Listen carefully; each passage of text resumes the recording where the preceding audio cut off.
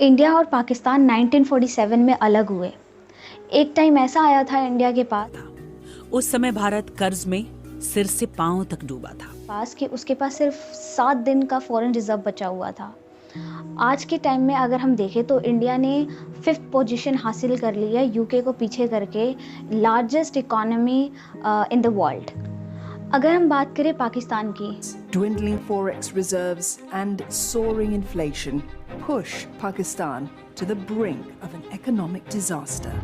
तो पाकिस्तान को एक वक्त की रोटी के लिए भी सोचना पड़ रहा है। वहाँ पे इलेक्ट्रिसिटी क्राइसिस भी हो रहे हैं जिसकी वजह से प्रोटेस्ट हो रहे हैं। लोग कह रहे हैं कि हमें स्मूथ इलेक्ट्रिसिटी चाहिए। और आपको ये सुनने में थोड़ी सी हैरानी होगी कि उनके गवर्नमेंट ये बोल रहे हैं कि आप लेस टी पियो, और वो डिपेंड हो रहे हैं डोंकीज़ पे। सेम इसी तरीके की सिचुएशन श्रीलंका में भी हुई थी। Sri Lanka is facing the worst economic collapse.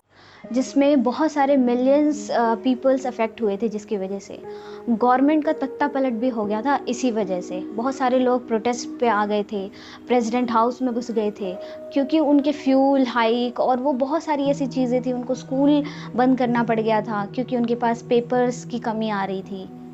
आज हम इस वीडियो में रीजंस जानने की कोशिश करेंगे कि कौन से ऐसे रीजंस हैं जिसकी वजह से इकोनॉमिक क्राइसिस पाकिस्तान में हो रहे हैं।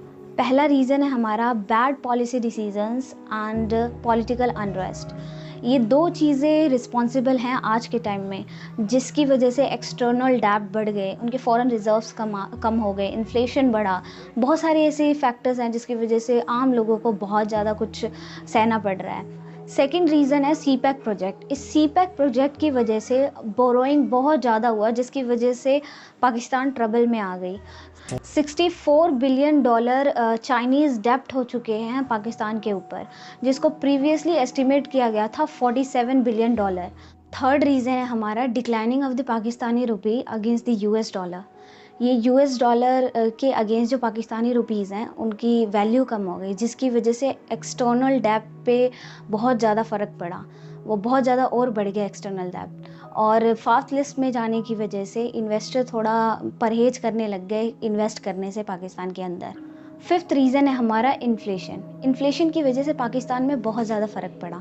हम इसको इस तरीके से समझते हैं, यूक्रेन और रशिया की वॉर की वजह से क्रूड ऑयल के प्राइसेस बहुत ज़्यादा रेज़ हो गए। बहुत ज़्यादा क्रूड ऑयल के प्राइसेस बढ़ने की वजह से जो ये फ्रेट चार्जेस थे पाकिस्तान में, उसके भी प्राइसेस बढ़ गए।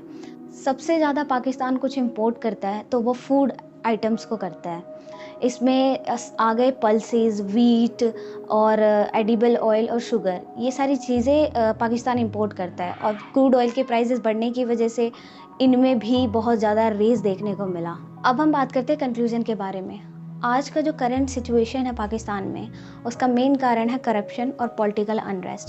यहाँ पे 3 बार मिलिट्री कूप हो चुके हैं, और पाकिस्तान के कोई भी ऐसी गवर्नमेंट नहीं आई जो स्टेबल हो, अच्छे से इंडिपेंडेंट डिसीजन मेकिंग कर सके। यहाँ पे इन्फ्लुएंस मिलिट्री का भी होता है बहुत ज़्यादा। अब आप इससे ये कर सकते हैं कि अगर कोई ऐसी पार्टी आए और वो बहुत अच्छे से डिसीजन मेकिंग करे इंडिपेंडेंटली, तो यहाँ पे कुछ बेहतर हो सकता है। बट अभी भी UN में जाके प्राइम मिनिस्टर पाकिस्तान के कश्मीर का मुद्दा उठाते हैं। Solution of Kashmir, providing rights to the people of Kashmir.